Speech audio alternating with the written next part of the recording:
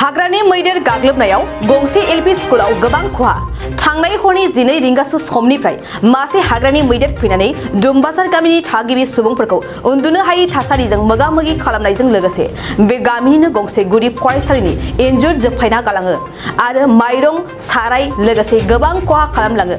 बे गोबां खहा जानायखौ लाना स्कुलनि एसएमसी नि आफादगिरि प्रदीप नार्जारी लोगोसे फोरोंगिरि प्रफेसर बसुमतारिया गोबां दुखु मोननाय फोरमायना खहा जानाय बेसादफोरखौ हाग्रा बिफान आरो दानि खुंथाय गोहोआव थानाय सरकारनिसिम खहा जानायखौ थाबैनो सुफुंफिननो खावलायदों। दा आङो बेखौनो बे स्कुलनि एसएमसी प्रेसिडेन्ट जानानै आं बेखौनो बुंनो हास्थायदों।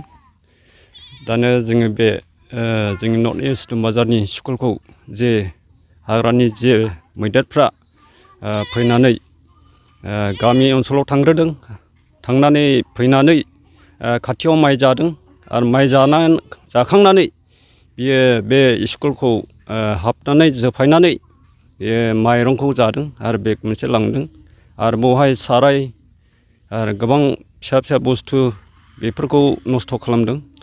दा बिनि गेजेरजों आं बुंनो हास्थायो बे जोंनि स्कुलनि थाखाय जे गभर्नमेन्ट दानि जोंनि सरकार बे स्कुलखौ गोख्रों राहायै जेन' मावफिननो हायो, जेन' बे संनायफ्राव जेन' डिस्टार्ब जाया।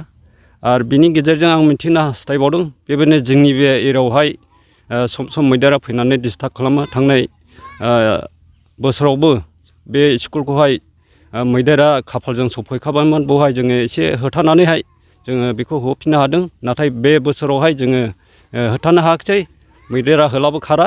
बेनिखायनो बेखौ जोङो बे जाथायखौ जों जानायखौ नुबाय आरो दिनै आङो हास्थायदों जेन' बे गासैबो मावनांगौ बे स्कुलनि खुथिफोरखौ इमिडियेटलि जेन'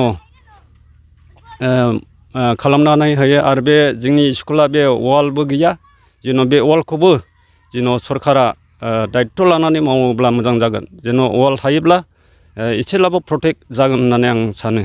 आंनि गोनाङा एसेनोसै।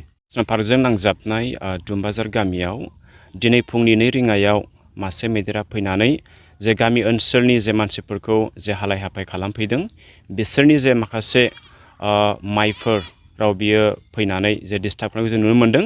आरो थांनाय समाव बे हाग्राजों नांजाबनाय हाग्रा गुदियाव जे नर्थ इस्ट दुमबाजार गुदि फरायसालि दङ, दिनै बे फरायसालिनि कम्पाउन्डआव हाबनानै बे फरायसालिनि जे किटसेनखौ बियो सौखानानै आरो जोखानानै बे किटसेन सिङाव थानाय जे माइरं बस्थासे जादों आरो लोगोसे बस्थासे बियो लानानै थांदों आरो माखासे जे इउटेनसिल्सफोर दङ बेखौबो गाफाय गासै खालामनायखौ जोङो बेयाव नुनो मोन्दों। जा गोबां जे बे स्कुलनि थाखाय मोनसे खथिकरन जानायखौ जों नुनो मोन्दों। बेनिखायनो दिनै बे नर्थ इस्ट दुमबाजार गुदि फरायसालिनि एसएमसीनि जानानै आरो लोगोसे बे गामिनि जानानै जोंनि डिपार्टमेन्टनिसिम आरो एजुकेसन डिपार्टमेन्टनिसिम बेखौनो गंग्लाय खावलायहरो जे खथिकरननि थाखाय जे थाबैनो माबा मोनसे बेबस्था लानो हायो, जे आद्रि जानाय जे माइरंफोरखौ जे सुफुंनानै जाहाथे जे फैगौ जे 25 जुलाइ खालि जे फरायसालिफ्रा खुलिफिनगोन बेयावहाय जे गथ'फोरनो जे मिड डे मिलखौ जाहोनो गोनां, बिनि थाखायनो जे गंग्लाय खावलायनाय जाहाथे बिनि थाखाय माखासे राहा लामाया जे इमिडियेटलि जायो। दा जोङो थांनाय समफ्राव आरो जोङो सप्तायाव खनसे खननै बेफोरबायदि मैदेरनि फैनायखौ जों नुनो मोनबाय थादों। जानो हागौ बिनि गुबै जाहोनानो जाबाय बिसोरनि जे माखासे जे नेचारेल हेबिटेट जानो हागौ बियो डिग्रेड जागासिनो दङ। बेनिखायनो खावलायनो हास्थायनाय जे डिपार्टमेन्टआबो एबा गभर्नमेन्टआबो जे माब्रैबा जे बे गामि ओनसोलजों नांजाबनानै थानाय जे मानसिफोरनि थाखाय मोनसे रैखाथि होनो हागोन बेखौ गंग्लायै खावलायदों। जाहाथे जेब्लायबो जोङो बे गासै जे मैदेरफोरनि एबा जिब जुनारफोरनि आक्रमण एबा बेफोरबायदि नस्थ' खालामनायनिफ्राय जों गोजानाव थानो हायो। नोंथाङा सरकारि साख्रि नागिरदोंना? नोंथांनि थाखाय मोनसे गोजोनथाव खौरां। नोंथांनि थाखाय दं एडुकेट पइन्ट, जेराव नोंथाङा सोलोंथाइ लानायनि गेजेरजों सरकारि साख्रिनि गुबुन गुबुन रोखोमनि गोब्राब आनजादफोरखौ उथ्रिसारनो हागोन आरो गावनि आथिङाव गसंथानो हागोन। बे एडुकेट पइन्टआव नोंथांमोना एसएससी, बैंक पिअ, बैंक क्लार्क, बैंक एसअ, UPSC, FSC, defence, railway, state insurance, एएअ, एडिअ एसिस्टेन्टजों लोगोसे स्टेट लेभेल्स अफ आरो माखासे सरकारि साख्रिनि आनजादाव गोनांथि जानाय आयदाफोराव सोलोंथाइ लानो हागोन।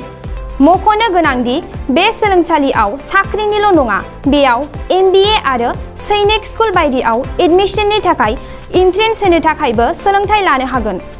बे सोलोंसालियाव गाहाम थाखो खथानि सुबिदा दं आरो सम मथे नोंथांनि सोलोंथाइखौ बे सोलोंसालियाव होनाय जागोन। बेखौबो मिथिनांगोन दि बे एडुकेयार पइन्टआव सोलोंथाइ लानानै बावैसो 2021-22 इं मायथाइनि SSC GDनि आनजादाव गासै 11 सा सोलोंसाफोरा उथ्रिसारनो हादों। बारा नङा, गासै 15,000 रांजोंनो नोंथाङा बे सोलोंसालियाव 6 दानसिम सोलोंथाइखौ लानो हागोन। बे सोलोंसालिया क'क्राझार, बरपेटा र'ड, गलपारा आरो बङाइगावआवबो दं।